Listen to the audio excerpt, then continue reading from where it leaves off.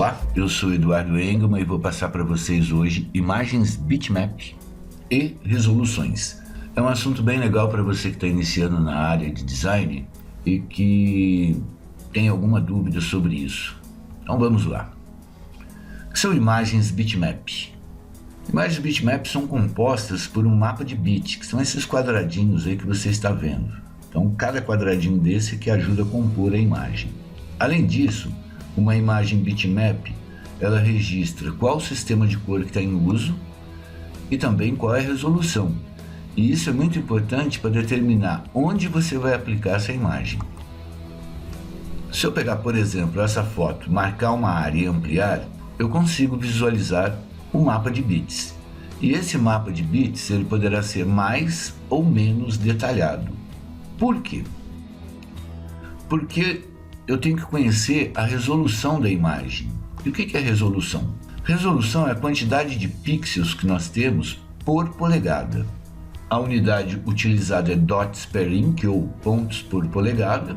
E eu tenho imagens de 72 dpi, 100 dpi, 200 dpi, 300 dpi. A unidade de medida padrão, como a gente pode ver, é o pixel, que é a menor unidade da imagem. À medida que eu vou aumentando a quantidade de pixel por polegada, eu tenho uma imagem melhor. Será? Vamos entender isso. Eu tenho uma imagem dividida em 4 pedaços. Se eu ampliar esse pedaço de uma imagem de 72 dpi, eu posso visualizar os pixels. Então, se você tiver paciência, conta aí. Tem 72 pixels na horizontal e tem 72 pixels na vertical. Esse quadrado que eu estou usando como referência é de 1 polegada.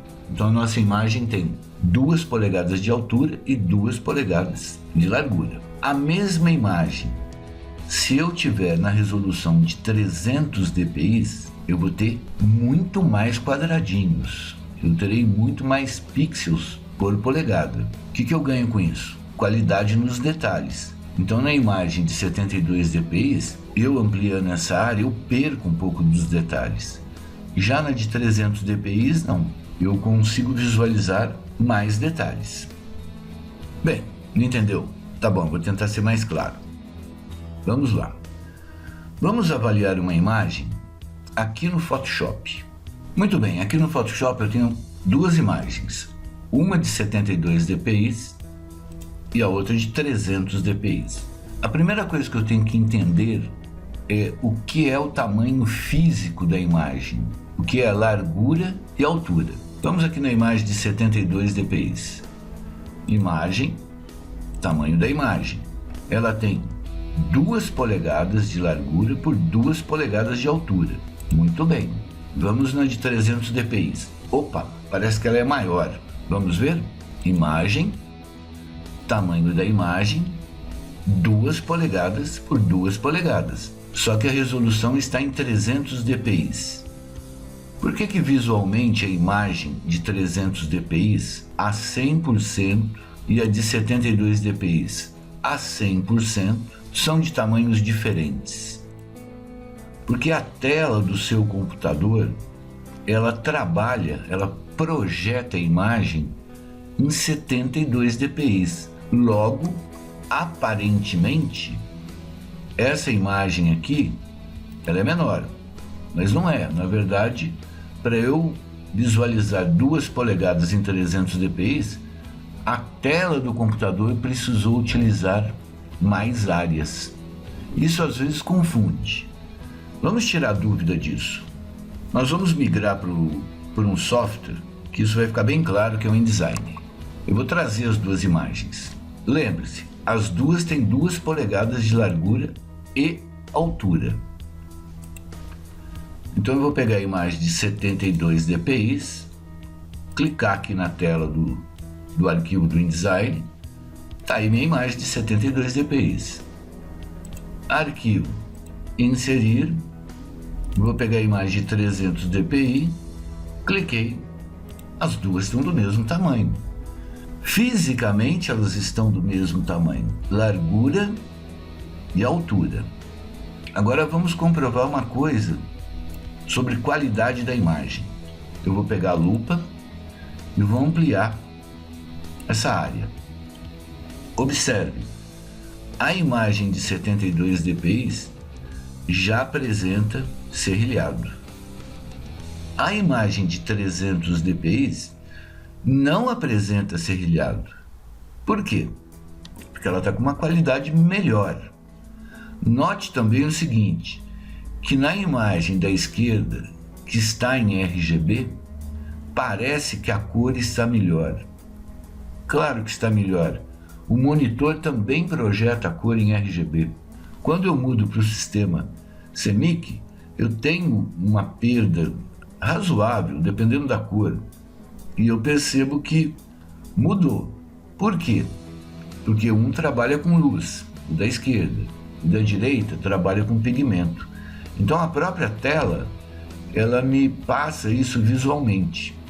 Note também o seguinte, se você prestar atenção aqui nas sardas da menina, elas estão com mais destaque. Olha, não sei se você consegue comparar aí. Então quando eu for tratar uma imagem para a área de impressão, eu tenho que ficar atento a esses pequenos detalhes. O que eu faço? O ideal é lá no Photoshop você efetuar o tratamento em CMYK. Ou você pode efetuar o tratamento utilizando um recurso, deixa eu voltar lá para você ver, que aqui no modo de visualizar, eu posso ter cor de prova.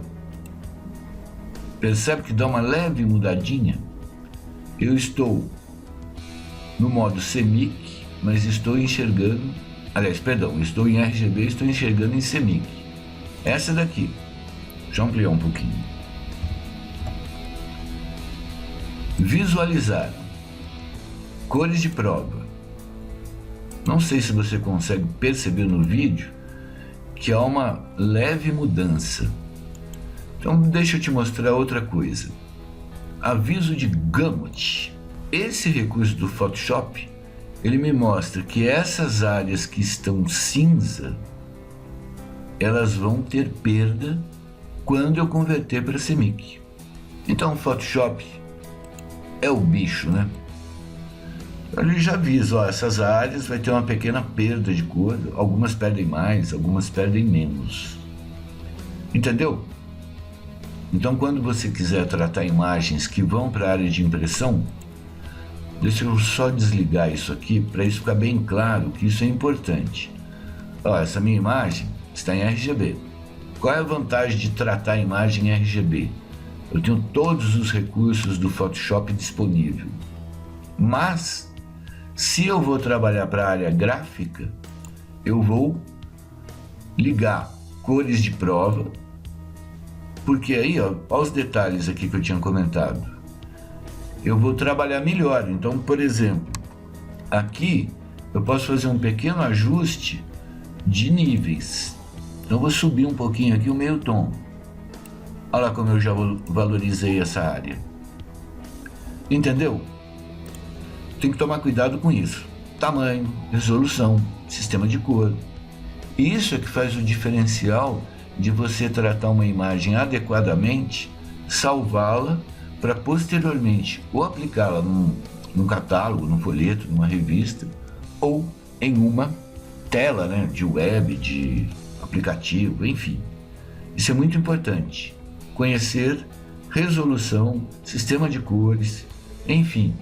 Isso é que eu estou tentando passar para vocês. Então com isso, né, eu tenho algumas indicações.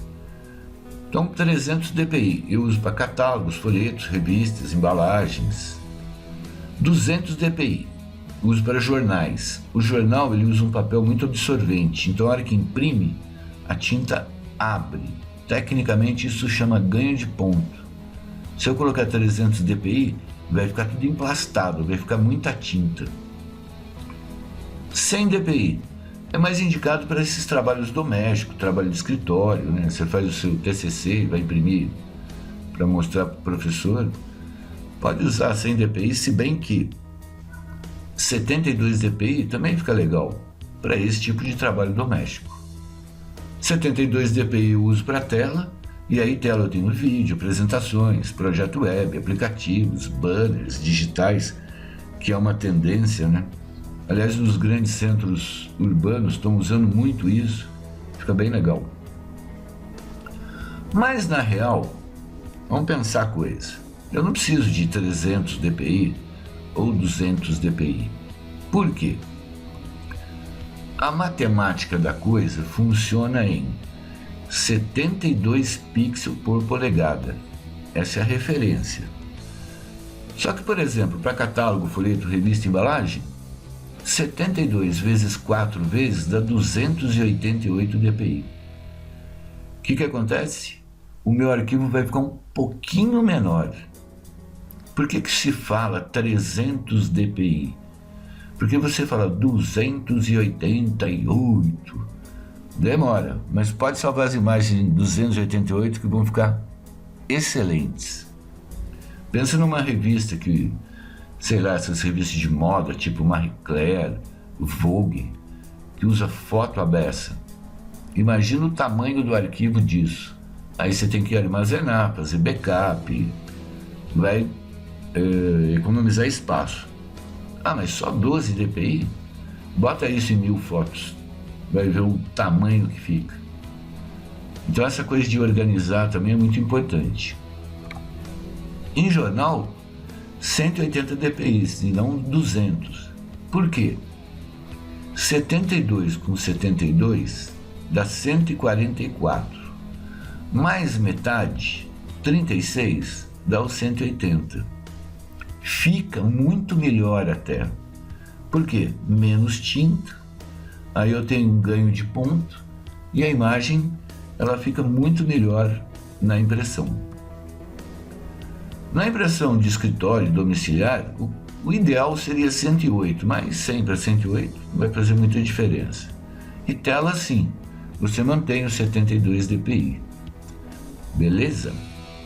Ah, Eduardo, eu não quero usar os 288, nem os 180.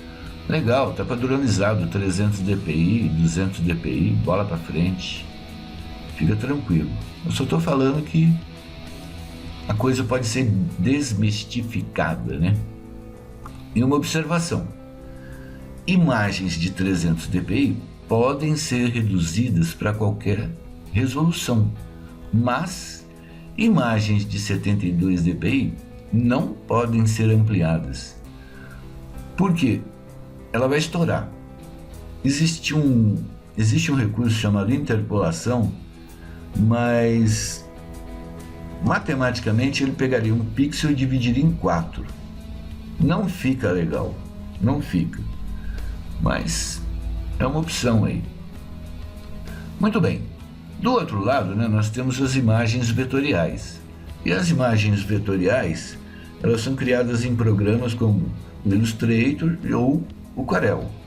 E essas imagens, elas podem ser ampliadas ou reduzidas sem comprometimento de qualidade. E o mais legal, podem ser transformadas em imagens do tipo bitmap. Aí é legal você ter os dois arquivos, né? Salva o vetor e salva o bitmap. A imagem vetorial, ela é constituída, né, por objetos. Então eu tenho a facilidade de manipular os objetos. Mas isso é outra história, é outro curso, deixa pra lá. Uma dica, eu tenho esse site que chama freepik.com. Tem vários vetores lá gratuitos e você pode usar à vontade. Beleza? Bem, para você complementar esse estudo, eu sugiro que você assista sobre cores no computador, que é um curso bem bacana. Um complementa o outro e o outro complementa um. Espero que você tenha gostado e se quiser me mandar e-mail, tá aí. Estou no Face, estou no Google Plus, estou no LinkedIn e a gente vai se falando. Ok? Grande abraço e até uma próxima.